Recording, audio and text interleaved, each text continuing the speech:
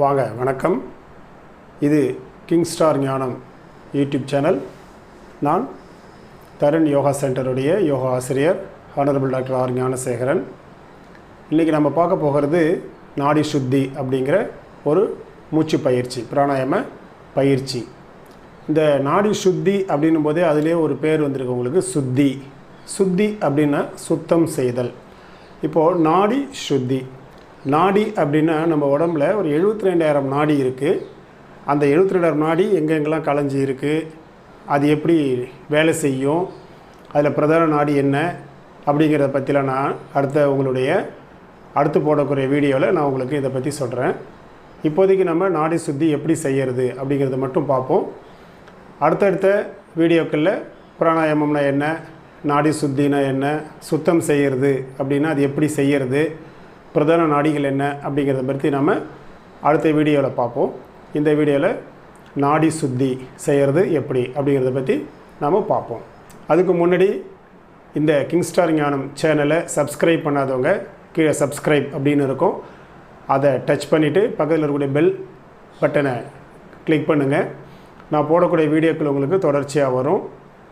உங்களுக்கு பிடிச்சிருந்தா லைக் பண்ணுங்கள். பல பேருக்கு இது பயன்படும் அப்படின்னு உங்களுக்கு தோணுச்சுன்னா பல பேருக்கு ஷேர் பண்ணுங்கள். தொடர்ச்சியாக இந்த வீடியோவை பாருங்கள், எங்கேயும் ஸ்கிப் பண்ணாதீங்க. ஏன்னா நீங்கள் தவறாக எதையும் புரிஞ்சுக்கிட்டு நீங்கள் தவறாக செஞ்சு அதனால் எந்த விளைவு ஏற்பட்டாலும் அதுக்கு நான் முழு பொறுப்பாக முடியாது. காரணம் என்ன அப்படின்னா, இது நான் நேரடியாக உங்களுக்கு சொல்லித்தரக்கூடிய விஷயமாக இல்லை. நான் வீடியோவில் உங்களுக்கு இதை பற்றி போடுறேன். நீங்கள் அதை செய்யும்பொழுது தவறாக எதுவும் புரிஞ்சுக்கிட்டு நீங்கள் தவறெல்லாம் செய்யக்கூடாது. அப்படி செஞ்சிங்கன்னா அதுக்கு நான் முழு பொறுப்பாக முடியாது. அதனால் கிளியராக மெதுவாக பாருங்கள். உங்களுக்கு ஏதாவது புரியல, உங்களுக்கு சந்தேகம் இருந்ததுன்னா கூட நீங்கள் கீழே கமெண்ட்ஸில் போடுங்க, நான் அதுக்கான விளக்கம் சொல்கிறேன். அல்லது என்னுடைய செல் நம்பரை டிஸ்கிரிப்ஷனில் நான் கொடுக்குறேன், என்னை தொடர்பு கொண்டு கூட நீங்கள் கேளுங்க. இப்போ நம்ம நாடி சுத்தி பயிற்சி எப்படி செய்கிறது அப்படின்னு பார்ப்போம். ஏதாவது ஒரு ஆசனத்தில் உட்கார்ந்துக்கோங்க. அது பத்மாசனமாக இருக்கலாம், வஜ்ராசனமாக இருக்கலாம், சுகாசனமாக இருக்கலாம். உங்களுக்கு எந்த ஆசனம் சரியாக வருமோ அந்த ஆசனத்தில் உட்காந்துக்கோங்க. ரொம்ப முக்கியமானது என்ன அப்படின்னா, உங்களுடைய ஸ்பைனல் கார்டு நிமிர்ந்துருக்கணும், பெண்ட் பண்ணியிருக்கக்கூடாது. ஏன்னா இந்த பிராண சக்தி மூக்குழியாக உள்ளே போயிட்டு நம்மளுடைய லங்ஸுக்கு போயிட்டு ஃபுல்லாக கம்ப்ளீட்டாக உள்ளே போயிட்டு திரும்ப கம்ப்ளீட்டாக வெளியில் வரணும். உங்களுடைய முதுகு தண்டு வடத்தை நேராக வச்சுக்கணும். அதுக்காக விரைப்பாக உட்காரணும் அவசியம் இல்லை, தளர்ச்சியாக இருக்கணும். உடம்பு கட்டாயம் தளர்ச்சியாக தான் இருக்கணும். மார்பலம் அப்படி விரிச்சிக்கிட்டு மேலே தூக்கி வச்சுக்கிட்டு அப்படிலாம் பண்ணக்கூடாது. கேஷுவலாக உட்காந்துருக்கணும், நம்ம தளர்ச்சியாக உட்காந்துருக்கணும். அதே நேரத்தில் முதுகு தண்டு வடம் நேராக இருக்கணும், அது ரொம்ப முக்கியம். இப்படி குனிஞ்சு இருக்கிறது, மேலே மல்லாக்க பார்த்து இருக்கிறது அப்படி இல்லாமல் முகம் நேராக இருக்கணும், தலை நேராக இருக்கணும். இடது கையில் சின் முத்ரா பிடிச்சிக்கணும். இதுதான் சின் முத்ரா. ஒன்றும் இல்லை, இந்த கட்டை விரல் இருக்குங்களா, அது மேலே நம்மளோட ஆள்காட்டி விரலை மேலே 2 நுனியும் தொடுற மாதிரி வச்சுக்கணும். இந்த 3 விரல் சேர்ந்துருக்கணும். இப்படி சேர்த்து பிடிச்சி உங்களுடைய இடது முட்டிக்கு மேலே அந்த முத்திரையை பிடிச்சிக்கோங்க. உங்களுடைய வலது கையில் நாசிகா முத்திரை பிடிக்கணும். அது எப்படி பிடிக்கணும்னு பாருங்கள். உங்களுடைய ஆள்காட்டி விரலை மடக்கிடணும், நடு விரலை மடக்கிடணும், 2 விரலையும் இப்படி பிடிச்சிக்கணும். 2 விரலை பிரித்து விடணும். உங்களுடைய மோதிர விரலையும் சுண்டு விரலையும் பிரித்து விடணும். இதுதான் நாசிகா முத்திரை. இதை இப்படி பிடிக்கணும், மூக்குக்கு கீழே வச்சு பிடிக்கணும். உங்களுடைய கட்டை விரல் வலது நாசியை அடைக்கிறதா இருக்கணும். உங்களுடைய மோதிர விரல் இடது பக்க நாசியை அடைக்கிறதா இருக்கணும். இது நாசிகா முத்திரை, இதான் முத்ரா. முதல்ல நாம் ஒரு மூச்சு பயிற்சி செய்கிறதுக்கு முன்னாடி, முக்கியமாக நாடி சுத்திக்கு செய்கிறதுக்கு முன்னாடி 3 முறை சாதாரண மூச்சு விடணும். நல்லா மூச்சை ஃபுல்லாக மேலே இழுத்து ஃபுல்லாக விடணும். 2வது முறை நல்லா மூச்சு இழுத்து மூச்சை விடணும். 3வது முறை நல்லா மூச்சு இழுத்து மூச்சு விடணும். அதை நல்லா இழுத்து விடுறது அப்படின்னா வேகமாக இழுக்கிறது இல்லை, மெதுவாக இழுக்கணும். அப்படி இழுக்கும்பொழுது நம்மளுடைய வயிற்று பகுதி, நம்மளுடைய மார்பு பகுதி, நம்மளோட தோள்பட்டை பகுதி, நம்மளுடைய 3 பகுதி இருக்குது நுரையீரலில். இந்த 3 பகுதிகளும் முழுக்க காற்று நிறையணும். திரும்ப 3 பகுதியிலிருந்து காற்றை முழுக்க வெளியில் விடணும். இப்போ பாருங்கள், நான் செய்கிறேன் பாருங்கள். ஃபஸ்ட்டு மூச்சு வயிற்று பகுதி, மார்பு பகுதி, தோள்பட்டை பகுதி, திரும்ப தோள்பட்டை ரிலீஸ் பண்ணணும். இப்போது மார்பு பகுதி ரிலீஸ் பண்ணணும். இப்போ வயிற்று பகுதி ரிலீஸ் பண்ணணும். இதுமாதிரி உங்களுக்கு பகுதியாக ஆரம்பத்தில் செய்ய வராது, போக போக நீங்கள் பயிற்சி பண்ணிங்கன்னா வரும். அதாவது abdomen region, chest region, thoracic region, இந்த 3 ரீஜியனும் நமக்கு காற்று நல்லா முழுக்க போய் கம்ப்ளீட்டாக ஃபில்லான பிறகு திரும்ப ஃபுல்லாக காற்றை முழுக்க வெளியில் எடுக்கணும். வேறு ஒன்றும் இல்லை. அப்படி நீங்கள் பகுதியாக உங்களுக்கு இப்போ ஆரம்பத்தில் பயிற்சி வராது, நீங்கள் அப்படியே காற்றை ஃபுல்லாக மேலே முழுக்க இழுங்க, ஃபுல்லாக விடுங்க. அது மாதிரி 3 முறை செஞ்சுட்டு இப்போ பாருங்கள், நாசிகா முத்திரை பிடிச்சிக்கிட்டு வலது நாசியை கட்டை விரலை அடைச்சிக்கிட்டு இடது பக்கமாக காற்றை இழுக்கணும். இழுத்துட்டு இடது பக்கம் அடைச்சிக்கிட்டு வலது பக்கமாக காற்றை வெளியில் விடணும். இப்போது அதே வலது பக்கமாக காற்றை இழுக்கணும், இடது பக்கமாக விடணும். இது ஒரு சைக்கிள், அதாவது ஒரு முறைன்னு அர்த்தம். இப்போ பாருங்கள், உங்களுக்கு புரிகிற மாதிரி சொல்கிறேன் பாருங்கள்.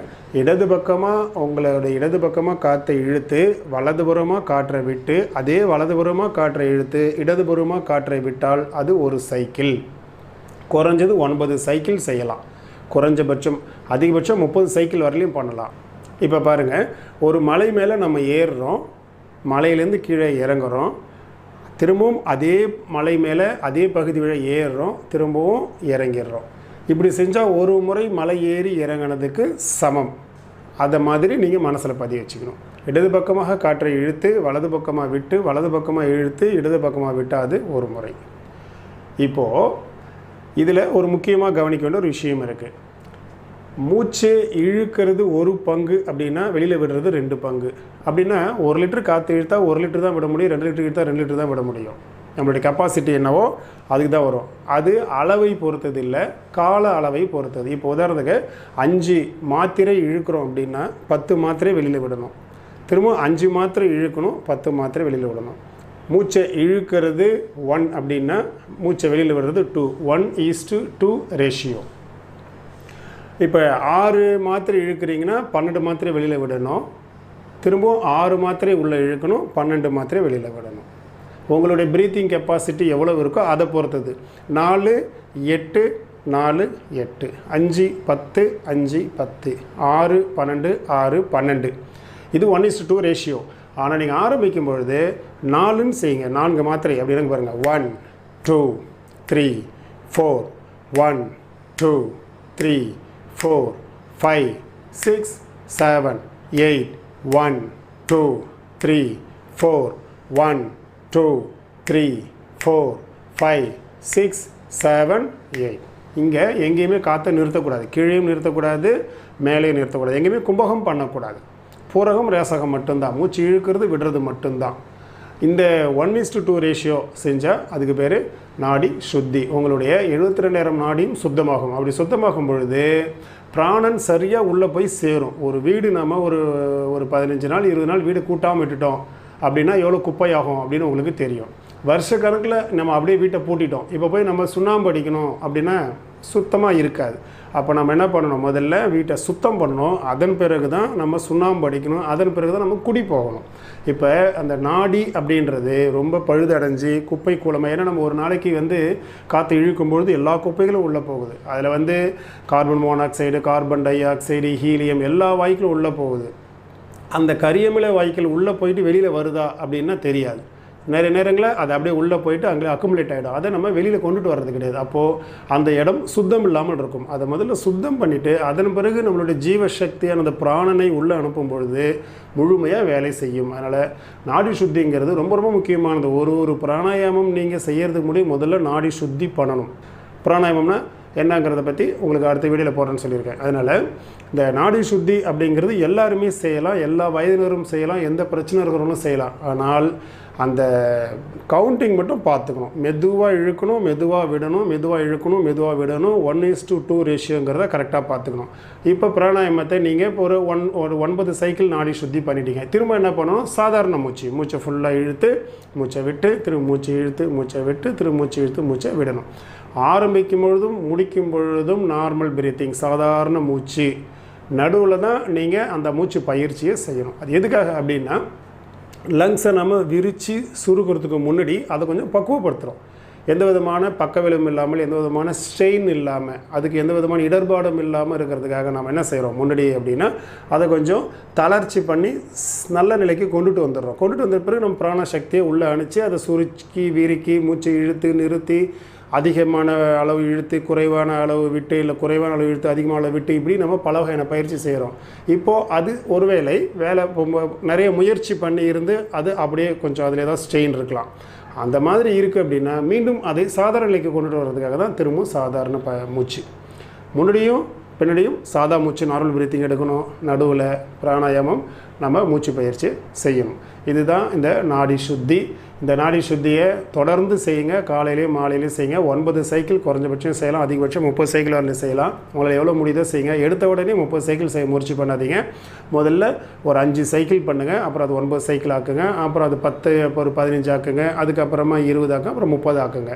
அதே மாதிரி கவுண்டிங் முதல்ல 4, 8, 4, 8 எடுங்க. அப்புறம் 5, 10, 5, 10 எடுங்க. அதுக்கப்புறம் 6, அப்படியே 7, 8ன்னு இன்க்ரீஸ் பண்ணி போங்க. அது உங்களோட ப்ரீத்திங் கெப்பாசிட்டியை பொறுத்தது. ஒருத்தருக்கு ஒரு ப்ரீத்திங் கெப்பாசிட்டி இருக்கும். அதை பொறுத்து மாறும். அதனால் நீங்கள் தொடர்ந்து இந்த நாடி சுத்தியை தொடர்ந்து செய்யுங்க. ஏதாவது உங்களுக்கு சந்தேகம் இருந்தால் என்னுடைய நம்பர் நான் அதில் டிஸ்கிரிப்ஷனில் போடுறேன். என்கிட்ட கேளுங்க. தொடர்ந்து இந்த வீடியோவை பார்த்தமைக்கு நன்றி.